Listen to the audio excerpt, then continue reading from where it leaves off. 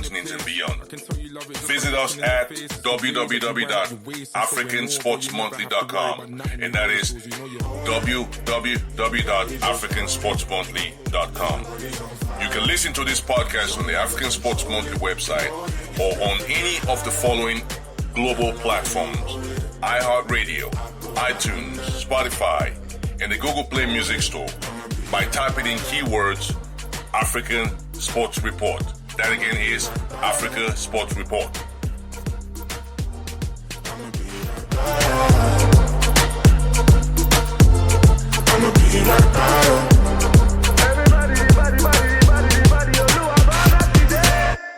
Lights down for the one I love right now.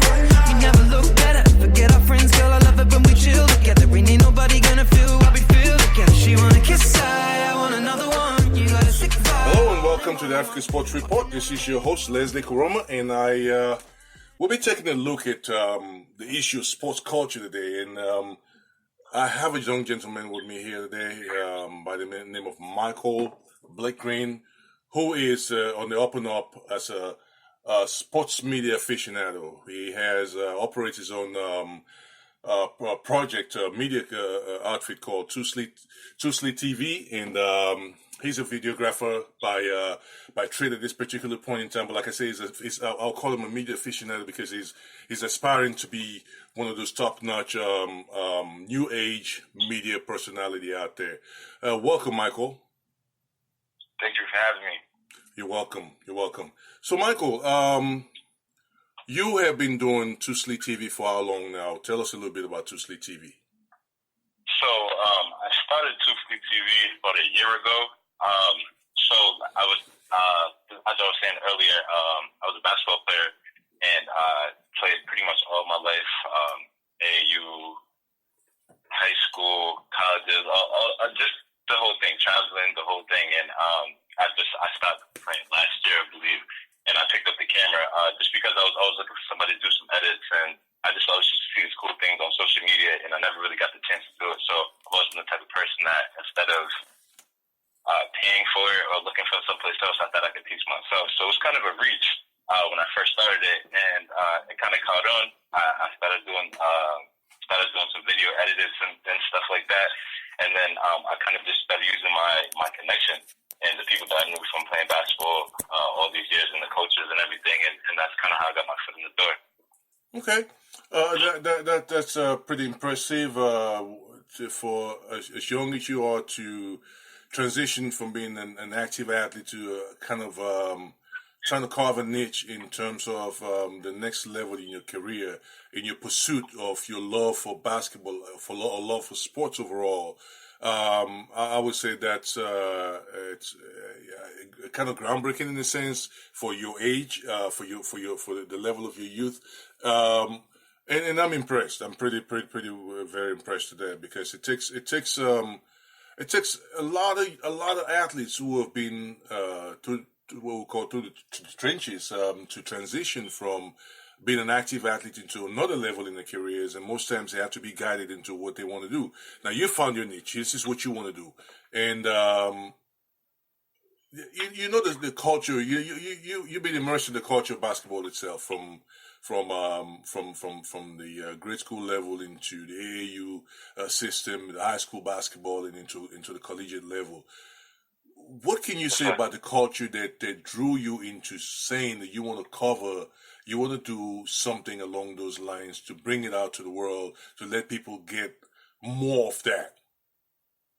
So where I'm at in Boston, Massachusetts, I've always thought that we've always had immense talent. So we deem ourselves as New England. So I've always thought I've went through so many different schools, whether that be public school, private school, Catholic school, so I got to experience a lot of different basketball at a lot of different levels. I played with a couple of people that are now in the NBA, so it's been a blessing to just be around so many talented people and things like that. And it pretty much I just wanted to shed that light and kind of put a scope on it. So I see other people doing it in different areas in different regions, and they see themselves as the mecca of basketball. Some people think different places in Europe. Some people think in the U.S. They think like Los Angeles, Chicago, all these different places, they have a scope on them. They have people that are working to kind of put them on a platform. So that was pretty much what I decided to do, and I decided to make this a platform to just highlight those people that I think need a chance in my area, my direct district. Okay, and that's Boston, right? Yes, sir. Okay. All right. So, I mean, definitely, yes. Most of what you talk about when it comes to Boston, because of the climate and because of the weather out there, you most times would think of either football, because of the Patriots. They've been so dominant over the years. Of course, the Celtics. That's a significant culture in itself. But for whatever reason, it just hasn't translated into what you call the street. The culture itself, or we say street basketball, the street life itself, in terms of, and this is basically what you're trying to bring out in terms of what's out there with places like New York, Chicago, and other cities around the United States, and other parts of the world where people are always bragging about, the culture of basketball and that kind of stuff. So yeah, I mean, it's interesting that you're trying to bring that out, and that's kind of very interesting. I think that will be something that a lot of people will be curious to see and talk about. Talking about that in terms of what yourself. Let's talk about yourself. What has been what was your career like in the first place? What was my career like in the first place? Yeah, I mean your own personal career playing basketball through the years from the grade school level all the way through college. What were you like? So I think that I was a tall kid at first. I started off, I started off as a kid that I've always loved basketball since I was a kid. My mother introduced me to basketball. Not that she played herself, but I remember having I think I had a Georgetown shirt, and I think that she wanted to go to Temple University. So those are two schools that I was very familiar with. So as I was growing up, I used to always say, these are schools I wanted to go to, and that was what I was aspiring to go play for. So coming up, I was tall, so I always had the opportunity to play at fairly good school, though. I wasn't always the greatest. I was a really good defender. So I'm about 6'6", and I can really defend. I defend a lot of different positions between like the two guards to the five. So I think that's kind of why I was an asset going into like high school and stuff like that. Play with a lot of energy. I wasn't really the best scorer like some of these kids are now. They have all types of talent and stuff like that. But I was a hard-working defender, tall. I could do just a little bit of. I could do a little bit of everything. So I think that was kind of like my go-to. But I also had an Achilles heel as well. So I've also had some issues like I was really, really passionate. So I ended up getting like a lot of technical fouls and stuff. So I didn't feel like I went as far as I could have went. But at the same time, it was also that's also a learning experience for me. So when these kids see me now, and they see this tall kid with the camera, and I'm giving them advice, and what I'm actually doing my thing now, I want to be a teaching lesson and a learning moment for some of these kids, so they can learn from that. Because, like I said, a lot of these kids have a lot of talent, but we're lacking. They're lacking something in somewhere, and I hope I can be that mentor or that person, that figure to look to. Okay, I mean that's pretty impressive, and I would listen to what you just said. I would say you remind me of Shane Battier. Used to be for Duke back in the day. All around defender. As the hustle man, the glue, the man that keeps the team together in a sense, and kind of having its back. And nowadays you kind of mirror that. You kind of mirror that with a Draymond Green with the Golden State Warriors. Is that more or less what you? I could take that. I could take a Draymond Green. I could take that all day. Got you. What about Shane Battier? I like Shane Battier. So growing up, I was always like a KD guy, just because of like the intensity and I didn't have no friends when I stepped in the court, and everything was a battle for me. It was like going to war. So I was always just like I just always had that competitive edge. Like I always thought, no matter if you had more talent than me or not, when I stepped in the court, I didn't think anybody could really see me. They could really master me. So I think that was another thing that gave me like the edge over some people as well. That's massive. I mean, I say because it has to take that kind of mentality for you to prevail on the court, because you have to every time you step on the hardwood, you have to be prepared. It's like you say, it's a war, and that's what you're doing. You can't, like we say here in Texas down here, you can't half-ass it. You can't, so yeah. But yeah, I mean, that's pretty impressive. So now that you've transitioned and you're doing this, and you mentioned a little bit about giving advice and stuff like that, is that the type of stuff, besides being someone that will try to bring the backstories of the athletes who are not necessarily in the limelight, but who are like the type that you feel deserves to be out there? Do you see yourself as that type of person who's going to be a mentor in the long run? Exactly. So that's exactly, you kind of hit the nail on the nose. It's exactly what you said with some of these kids, and not everybody. So there's already some people now. Some of the bigger media outlets and personalities that they cover some of the big sports. But like what I wanted to do is I wanted to make my thing. This my whole 2FLEETV thing. I just wanted to make it just for those kids, exactly, the underprivileged kids, the kids that are kind of overshadowed, the kids where I come from that don't have as much type.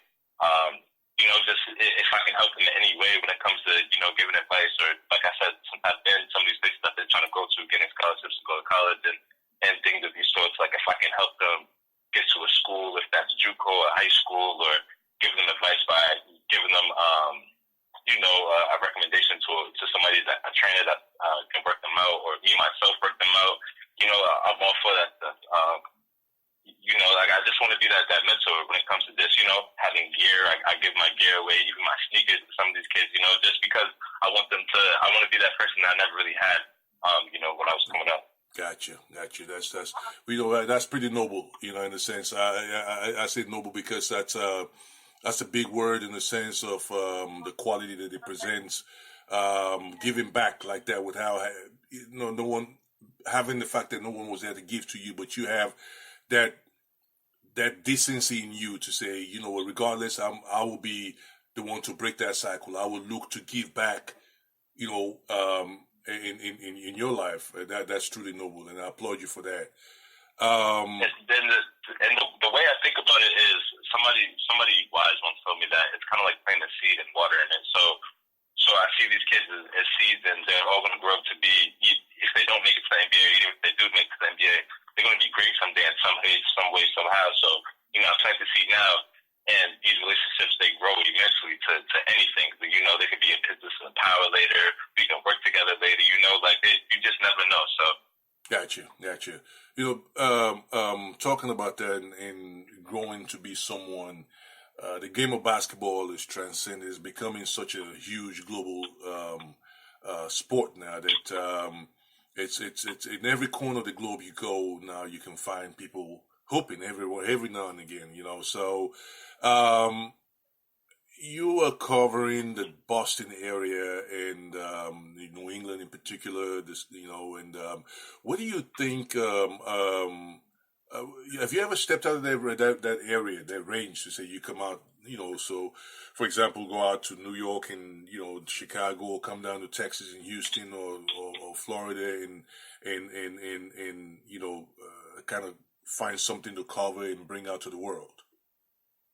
Yeah, so just going back on what I was saying a little bit earlier, going to a lot of different schools. So I went to a good amount of schools, especially in high school, and I got the experience to travel to different schools. So Philly, and seeing some of these other cultures in New York, and being out, just traveling for some of these games and stuff like that, and just seeing the culture change. Even now, like coming out to film and stuff like that, that's what I really want to get into, so I can tell the backstories of some of these things, because there's so many stories to be told. Everyone has a story. I just want to be that person that can kind of just bring that to light. Gotcha. That's a pretty good niche you find yourself in, and like I say, it's you're beyond your years in terms of how you think and how you approach this whole business. And it's a lot of times it takes people to be guided, and it takes a while for some people to wake up to the reality of the fact that, hey, there's another side to this business. There's another side to this this whole sports thing, and that's what you're doing already, and that's great. That's truly great. Now, like Thank you. I appreciate that. oh, you're welcome. You're welcome. Now, that's like I say, the game has gone global. There, you have a lot